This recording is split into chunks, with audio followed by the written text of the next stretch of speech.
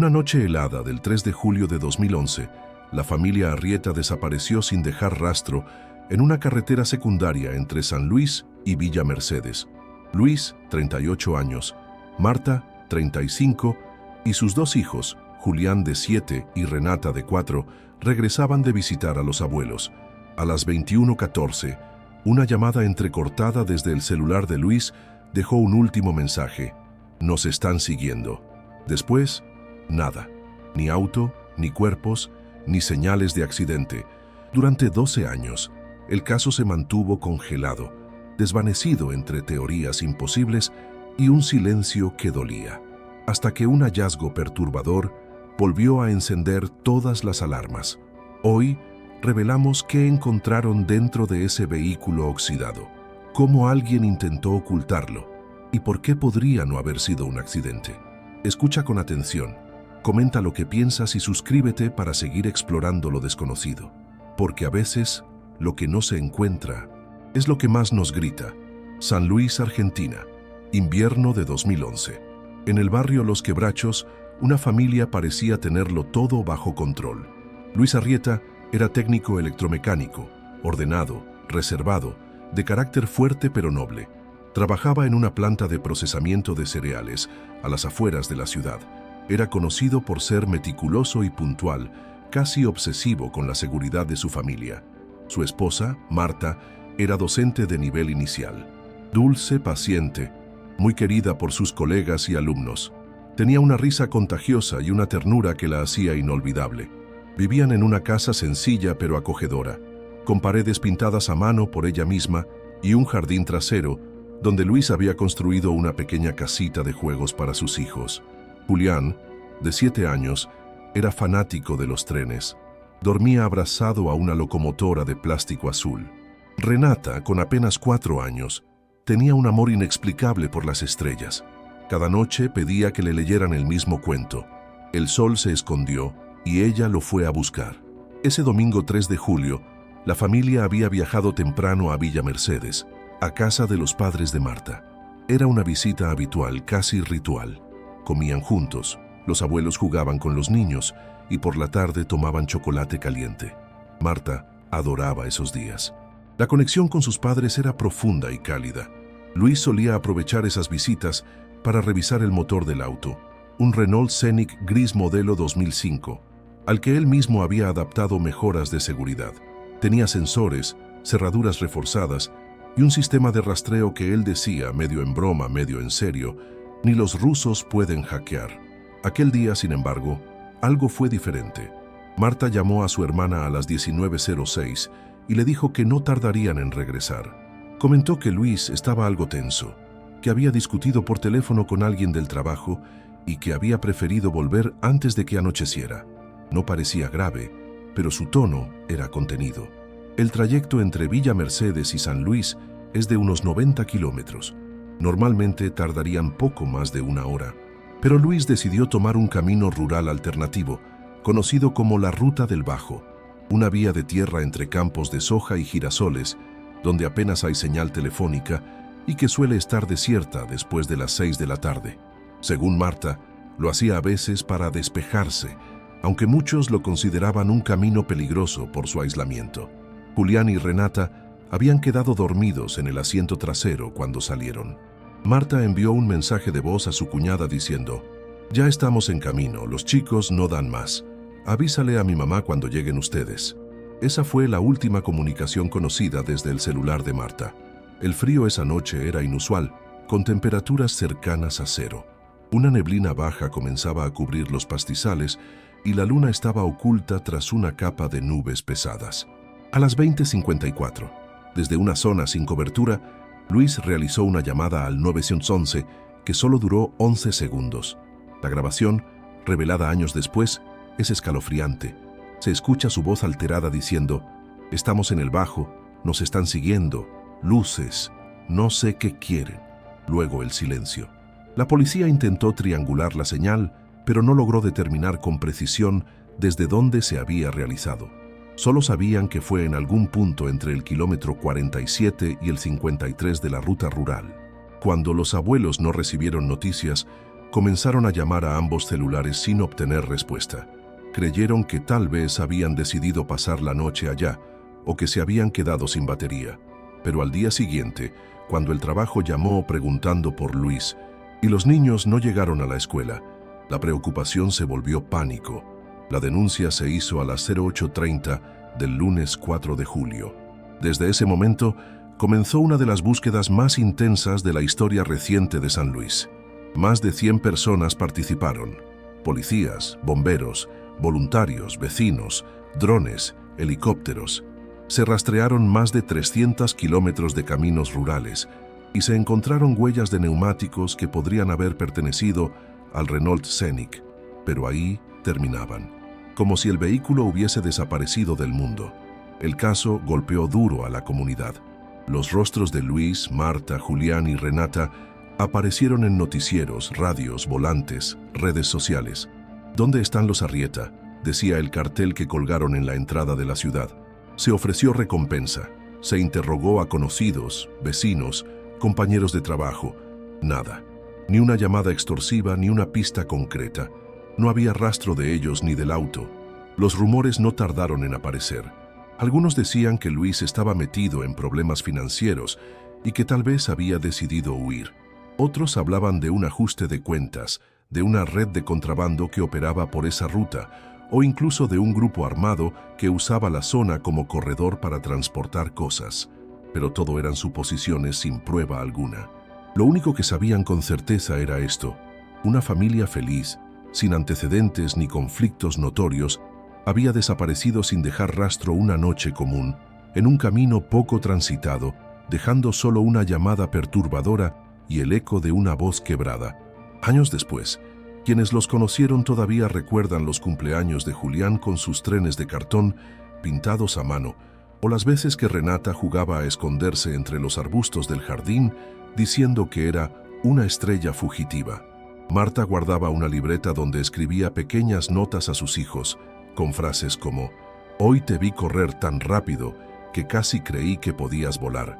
Luis había empezado a construir una pérgola en el patio trasero. Nunca la terminó. Y aunque el tiempo parezca apagar la memoria, hay detalles que persisten como brasas encendidas en medio del frío. Una vecina dice haber soñado con Renata años después, llamándola desde un campo lleno de neblina. Otra asegura haber visto a alguien muy parecido a Luis en una estación de servicio en Córdoba, aunque las cámaras de seguridad no pudieron confirmarlo. Nada concreto, nada verificable, pero siempre quedaba la misma pregunta: ¿cómo se puede desaparecer así? 12 años después, cuando parecía que el caso ya era parte de esas tragedias sin cierre, algo cambió. Un grupo de jóvenes exploradores urbanos, liderados por un estudiante de periodismo llamado Tomás Vidal, decidió recorrer zonas rurales abandonadas para un documental universitario. Buscaban contar historias ocultas en los paisajes olvidados, pero lo que encontraron fue mucho más que eso. A unos 5 kilómetros de la ruta principal, dentro de un canal seco cubierto de maleza, descubrieron un vehículo casi irreconocible, corroído por el tiempo. Al principio creyeron que era solo otro auto robado, pero algo en los detalles les resultó inquietante. La forma, el color, la pegatina descolorida de una estación de servicio de San Luis.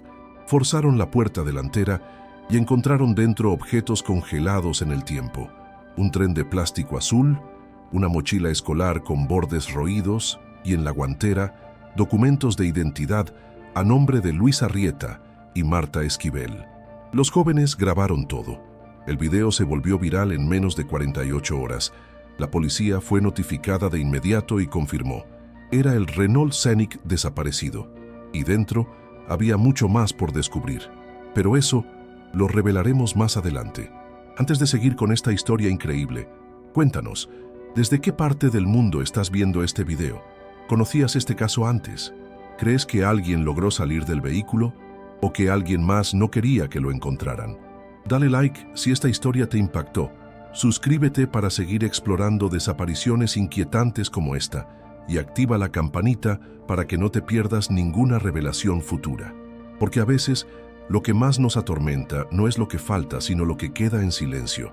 La última vez que alguien vio a la familia Arrieta con vida fue a las 19:42 del domingo 3 de julio de 2011. Un peón rural que volvía en bicicleta hacia su casa los cruzó en el tramo inicial de la Ruta del Bajo. Dijo que el auto iba lento, casi como si el conductor dudara. Las luces estaban encendidas y vio claramente a una figura femenina girarse hacia atrás, como si calmara a un niño en el asiento trasero. No escuchó nada extraño. No vio otro vehículo, solo el Renault gris avanzando hacia el este, tragado por la niebla. Después de eso, el tiempo se diluye. Al reconstruir la línea de eventos, se sabe que a las 20:12, Marta intentó hacer una llamada al celular de su hermana. Nunca se completó. Luego, a las 20:36, el teléfono de Luis emitió una señal breve cerca del kilómetro 49. Solo 3 minutos después, hizo la llamada al 911. Nos están siguiendo. Luces, no sé qué quieren. La grabación, breve y distorsionada, no incluye ningún otro ruido. Ni gritos, ni golpes, ni aceleraciones. Solo la voz quebrada de un hombre angustiado, antes del silencio total. Ese tramo del camino es especialmente inquietante. El kilómetro 47 al 53 está flanqueado por campos de cultivo abandonados, árboles torcidos por el viento y un canal de desagüe que corre paralelo a la vía, normalmente seco. No hay postes de luz, ni señal, ni cámaras. El suelo es de tierra apisonada, que en invierno se convierte en un lodazal. Durante la primera semana de búsqueda, se encontraron huellas de neumáticos cerca de un desvío poco visible que lleva hacia el canal. Los peritos identificaron un patrón compatible con el Scenic de los Arrieta, pero solo por unos metros. Luego, como si el auto se hubiese desvanecido. No había signos de frenadas bruscas, ni rastros de colisión. Solo una curva en el camino, y luego, nada. Esa noche, la temperatura descendió a 2 grados. Un dato escalofriante. Los equipos de rescate hallaron una sola pisada humana, pequeña, descalza, sobre el barro helado a 200 metros del canal. Por la distancia entre los dedos y el talón, calcularon que era de un niño de unos 4 o 5 años. No había más huellas alrededor, ni de adulto ni de animal. Solo esa, aislada, como una aparición. A partir de ese momento, las especulaciones se dispararon. Algunos medios locales comenzaron a hablar de la maldición del Bajo. Otros sugerían que Luis había visto algo que no debía, relacionado con rutas de contrabando que atraviesan esa zona, usadas desde hace décadas para mover armas, ganado o incluso personas. Nada confirmado. Todo era niebla. Pero lo que más desconcertó fue la total ausencia del vehículo. El Renault Scenic tenía sistema de rastreo. Luis lo había instalado él mismo, y sin embargo, nunca emitió una señal. La empresa de monitoreo explicó que el dispositivo había sido desactivado o destruido, pero para hacerlo, alguien tendría que haber sabido exactamente dónde estaba instalado y cómo anularlo. ¿Quién pudo hacer eso? ¿Y por qué? Los investigadores reconstruyeron múltiples escenarios. Que el auto había sido emboscado y llevado en un camión grúa hacia otro punto, que se habían desviado voluntariamente por algún motivo, que alguien que conocían los estaba siguiendo y los convenció de detenerse. Pero nada encajaba con la personalidad de Luis. Nunca habría parado en una zona insegura, nunca habría entregado a su familia sin luchar. En las semanas siguientes, se analizaron las redes sociales de la pareja, sus llamadas, sus contactos. Nada extraño. Las cuentas bancarias permanecieron intactas, nadie retiró dinero, no se vendió ningún bien. Era como si los 4 hubieran desaparecido del planeta. Una pista llamó especialmente la atención. Una foto enviada por Marta a su hermana a las 18:51, apenas una hora antes de desaparecer. Mostraba a Renata dormida en el asiento trasero, abrazada a su muñeca. Lo extraño era lo que se reflejaba en el vidrio trasero del auto. Ampliando la imagen, se observaba lo que parecía ser un faro de luz, tenue y distante, en diagonal. Al principio creyeron que era un error de la cámara, pero al compararla con fotos previas, notaron que ese punto luminoso no coincidía con nada del entorno. Era una luz móvil, capturada sin querer. ¿Los seguían desde antes? Más perturbador aún fue lo que encontraron semanas después. cuando un grupo de vecinos organizó una búsqueda paralela. Explorando una zona boscosa cercana al canal, hallaron una rama rota, con restos de tela enganchada. Era parte de un pantalón de pijama infantil. La madre de Marta confirmó que era de Renata. Estaba húmeda, sucia, pero reconocible. No había sangre, pero estaba a más de 1 kilómetro del último punto conocido del auto. Esa imagen, la de una niña sola, posiblemente caminando en la oscuridad, en el frío, quedó grabada en la memoria colectiva. ¿Había escapado? ¿La habían sacado viva del auto? La pregunta que todos evitaban era aún más dura. Si hubo una persecución, ¿los alcanzaron? 12 años después, el hallazgo del vehículo oxidado comenzó a responder algunas cosas, pero también abrió nuevas heridas. Cuando los jóvenes exploradores encontraron el Renault, vieron que había sido empujado hacia el fondo del canal. Estaba cubierto por ramas y tierra. Lo habían enterrado parcialmente. El nivel de óxido indicaba que había estado allí al menos 10 años. Pero eso no era lo más inquietante. Dentro del auto, las manchas oscuras en los asientos delanteros y traseros fueron lo primero que llamó la atención. Secas, endurecidas, con un tono marrón oscuro. La policía las analizó. Eran restos de sangre. ADN confirmado de 3 miembros de la familia: Marta, Julián y Renata. Pero no había rastro de sangre de Luis. El asiento del conductor tenía una mancha leve, pero ninguna evidencia biológica concluyente. Además, el volante estaba torcido hacia la izquierda y la palanca de cambios en punto muerto, como si alguien más hubiese empujado el auto desde afuera. También encontraron un detalle estremecedor: el tren de juguete de Julián partido en 2. Una mitad estaba en el suelo, junto al asiento trasero, la otra en la guantera, junto a los documentos. ¿Quién la puso ahí? ¿Por qué? La mochila escolar de Renata contenía dibujos. Uno mostraba una figura de palitos con una linterna, otro un campo con una casa pequeña y un canal. Los dibujos eran típicos de una niña, pero uno tenía una frase escrita con trazos torpes, probablemente con ayuda: el auto está dormido en el agua. Esa frase fue analizada por psicólogos forenses. No pudieron determinar cuándo fue escrita, ni por quién exactamente. Pero estaba allí, dentro del auto oculto durante más de una década. Y entonces surgió la posibilidad más inquietante. ¿Y si el vehículo fue escondido no en 2011, sino después? Los peritos observaron marcas de arrastre recientes. Aunque el óxido era antiguo, parte del suelo estaba removido, con raíces cortadas y ramas partidas de forma limpia. El canal, además, había sido parcialmente excavado en un tramo, como si alguien lo hubiese reubicado. Todo indicaba que el vehículo fue trasladado, o al menos reposicionado, años después de la desaparición. ¿Quién lo hizo? ¿Por qué justo ahora? Y la pregunta más terrible: si Luis no estaba dentro del auto, ¿podría haber sobrevivido? El periodista Tomás Vidal comenzó a investigar por su cuenta, siguiendo cada indicio. Recolectó testimonios, analizó archivos de prensa y finalmente encontró algo que cambiaría todo. En un foro antiguo, de los que ya casi nadie usa, halló una publicación anónima del mismo día de la desaparición. El mensaje, fechado a las 21:30 del 3 de julio de 2011, decía: un auto gris huyendo hacia la quebrada, luces apagadas, no parece accidente, se ve desesperado. Nunca fue reportado. Nadie lo había relacionado con el caso. Esa entrada, perdida entre comentarios sobre ovnis y teorías conspirativas, podía ser la clave. ¿Alguien vio realmente al Renault huir hacia la quebrada? ¿Y por qué con las luces apagadas? Las autoridades volvieron al lugar. Encontraron huellas de arrastre más profundas, restos de pintura gris sobre una roca y una vieja cadena oxidada, oculta entre arbustos, como si hubiese sido usada para mover el vehículo. Todo indicaba una conclusión escalofriante. El Renault Scenic no estuvo 12 años en el mismo lugar. Fue escondido después. Antes de seguir con esta historia que cada vez es más inquietante, queremos saber tu opinión.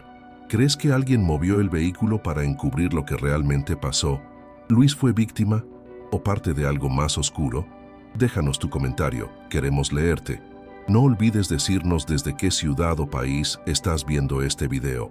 Tu participación es muy importante para seguir creando contenido como este. Dale like si esta historia te dejó helado.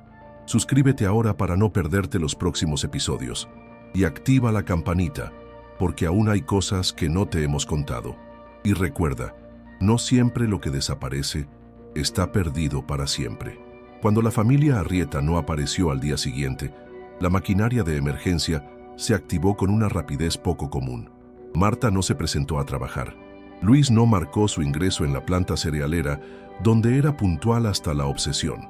Los niños no llegaron al colegio. A las 08:30, los abuelos de Marta denunciaron formalmente la desaparición ante la policía de Villa Mercedes. En las primeras horas, las autoridades creyeron que se trataba de un problema menor, tal vez una avería del vehículo, un desvío inesperado, una estadía improvisada. Pero a las 11:20, un operador de emergencias encontró en el sistema la breve llamada de auxilio realizada por Luis la noche anterior. Reprodujo el audio. Sintió un escalofrío. Llamó a su superior. Lo que siguió fue una búsqueda sin precedentes en la región. La policía desplegó patrullas terrestres y un helicóptero. Se revisaron los hospitales, las comisarías, las estaciones de servicio. Nadie había visto al Renault Scenic. Nadie recordaba a los Arrieta. Era como si se los hubiera tragado la tierra. Ese mismo día, se sumó a la búsqueda Gendarmería Nacional. Se organizaron cuadrillas con bomberos, rescatistas y voluntarios. El terreno era traicionero, barro congelado, vegetación densa, caminos sin señalización y un canal seco que atravesaba la zona como una cicatriz. Uno de los primeros errores de la investigación fue la demora en cerrar los accesos a la ruta del Bajo. Durante las primeras 24 horas, cualquier vehículo pudo haber transitado por allí, contaminando las posibles huellas. Cuando por fin se delimitaron las zonas clave, las lluvias de esa madrugada ya habían lavado buena parte del terreno. Aún así, se detectaron huellas parciales de neumáticos cerca del kilómetro 49, compatibles con un vehículo similar al de los Arrieta. Pero no había marcas de frenado ni signos de violencia, solo un rastro leve que se perdía a pocos metros. La familia fue declarada oficialmente desaparecida a las 48 horas. Se emitió una alerta nacional. La prensa se volcó al caso con fuerza. Entrevistas, reconstrucciones, análisis forenses en programas de televisión. Durante 3 semanas, el país entero habló de ellos. El ministro de Seguridad Provincial dio una conferencia. Estamos utilizando todos los recursos disponibles. No descartamos ninguna hipótesis. Fue la primera vez que un funcionario mencionó, sin nombrarla directamente, la posibilidad de un crimen. Los padres de Marta imploraron ante las cámaras: «Queremos encontrarlos, vivos o muertos. No podemos vivir en esta incertidumbre». Pero con el paso de los días, el caso comenzó a estancarse. Una brigada especial rastreó el canal con perros adiestrados. Nada. Se vaciaron 2 represas cercanas. Se inspeccionaron campos privados con permiso judicial. Todo infructuoso. Incluso se pidió colaboración a NASA para analizar imágenes satelitales del día de la desaparición, buscando movimientos anómalos en la ruta. Los resultados fueron poco concluyentes. Una anomalía térmica a las 21:05, pero sin precisión suficiente para identificar si era un vehículo, un fuego o un reflejo atmosférico. Cada pista parecía llevar a un callejón sin salida. Un mecánico de San Luis llamó afirmando que Luis había acudido días antes a reparar el sistema eléctrico del auto. Aseguró que le pidió cambiar el sistema de rastreo, por seguridad, pero no pudo aportar pruebas de ese cambio. Otros vecinos aseguraron haber visto al Renault Scenic en caminos rurales días después, pero los horarios y ubicaciones eran inconsistentes. Ningún testimonio pudo verificarse. La fiscalía, presionada por la falta de resultados, cambió 3 veces de equipo investigador en un año. Cada vez que llegaban nuevos peritos, revisaban todo desde cero. Eso generó duplicaciones, contradicciones y pérdida de tiempo crucial. En paralelo, comenzaron a circular teorías perturbadoras. Algunos decían que Marta había tenido un romance con un colega y que había planeado una fuga. Otros apuntaban a Luis, sugiriendo que había entrado en contacto con redes criminales por una deuda económica. Pero nada de eso tenía respaldo documental. Eran especulaciones que alimentaban el morbo, no la verdad. Mientras tanto, los objetos de la familia seguían esperando. El triciclo de Renata oxidándose en el jardín, la mochila de Julián colgada en su silla, los dibujos de Marta pegados en la heladera. La casa fue precintada durante meses, luego devuelta a los abuelos. Nunca se vendió. Uno de los momentos más duros del caso fue cuando un niño fue hallado en La Rioja, abandonado en un descampado, con signos de desnutrición. Por un instante se pensó que podía ser Julián. El parecido era asombroso, pero un examen de ADN confirmó que no tenía relación con los Arrieta. Fue un golpe brutal para la familia. A medida que pasaban los años, el caso fue desapareciendo de los medios.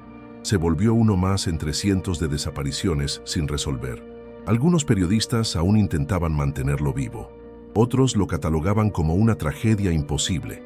El expediente judicial fue archivado temporalmente en 2017 bajo la etiqueta «sin datos suficientes para avanzar». Pero algunos seguían buscando. Entre ellos Tomás Vidal, entonces estudiante de periodismo en la Universidad Nacional de San Luis. Conocía el caso desde adolescente. Lo había seguido desde los foros más antiguos hasta los registros judiciales. Cuando en 2023 decidió hacer un documental sobre historias sin cerrar, eligió como primer destino el Bajo. Nunca imaginó lo que encontraría. El hallazgo del vehículo lo cambió todo. Cuando Tomás y su grupo llegaron al Canal Seco, notaron que el suelo estaba removido. Había huellas recientes de pisadas y cortes en los arbustos. Eso les llamó la atención. Pero no fue hasta que vieron el techo oxidado del Renault, apenas visible bajo una manta de ramas, que entendieron la magnitud de lo que habían descubierto. El video que grabaron muestra a Tomás respirando con dificultad, su voz temblando mientras dice: «Esto es real, es el Scenic, creo que lo encontramos». Al llegar la policía, el perímetro fue sellado. Los peritos examinaron cada centímetro del lugar. Confirmaron que el auto había sido escondido intencionalmente. No había caído por accidente. Alguien lo empujó hacia el fondo del canal y lo cubrió con ramas, tierra y escombros durante años. Lo más inquietante fue lo que encontraron bajo el asiento trasero. Una bolsa de tela con objetos personales, un celular destrozado, una agenda con anotaciones, algunas ilegibles por la humedad, y un encendedor grabado con las iniciales LA. Pero no había cuerpos. Los forenses determinaron que los restos de sangre en los asientos pertenecían a 3 personas, no a 4. Luis Arrieta no estaba entre ellos. Eso desató una nueva ola de interrogantes. ¿Sobrevivió? ¿Escapó? ¿Fue él quien escondió el auto? ¿O fue forzado a hacerlo? Las autoridades reabrieron la causa. Se reactivaron los rastreos. Pero nuevamente, la burocracia entorpeció todo. Hubo enfrentamientos entre fiscalía y policía por quién debía liderar la nueva investigación. Las pruebas biológicas tardaron meses en ser procesadas. Y mientras tanto, la escena del hallazgo fue contaminada por curiosos que se acercaban para grabar videos, tomar fotos o simplemente mirar. Tomás siguió indagando por su cuenta. A través de un contacto, logró acceder a una copia parcial del expediente archivado. Allí encontró un dato que había pasado desapercibido. En 2013, una mujer presentó una denuncia en Córdoba, afirmando que un hombre muy parecido a Luis Arrieta había intentado alquilar una cabaña en la sierra bajo un nombre falso. Nunca se comprobó, pero el retrato hablado era inquietantemente similar. A partir de ahí, Tomás comenzó a conectar puntos. En una entrevista grabada dijo: «No puedo probarlo, pero tengo la sensación de que Luis sobrevivió y que por algún motivo no quiso ser encontrado». El caso, una vez más, se encuentra en una zona gris, entre lo que se sabe, lo que se supone y lo que nunca se podrá probar. ¿Y tú, qué crees? ¿Luis fue víctima, testigo o responsable? ¿Es posible desaparecer por completo y elegir no volver? Déjanos tu comentario con tu teoría. Queremos leer tu opinión. Además, cuéntanos desde qué ciudad o país estás viendo este video. Dale like si esta historia te dejó con más preguntas que respuestas y suscríbete para no perderte el desenlace. No olvides activar la campanita, porque lo que viene cambiará todo, porque a veces no se trata de encontrar la verdad, sino de entender por qué alguien no quiere que la sepas. Las teorías sobre lo que ocurrió con la familia Arrieta han alimentado foros, programas de radio nocturnos y mesas familiares durante más de una década. Y aunque el hallazgo del vehículo aportó nuevas pistas, también profundizó el misterio.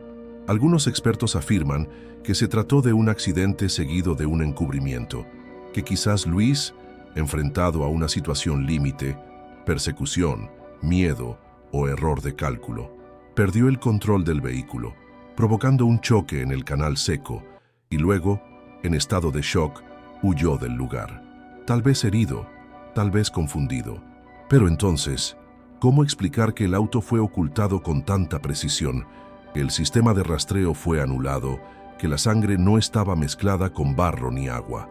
Otros creen que fueron víctimas de una organización criminal, que esa zona, utilizada por contrabandistas y traficantes, fue escenario de algo que no debían ver, que los siguieron, los interceptaron y luego los eliminaron.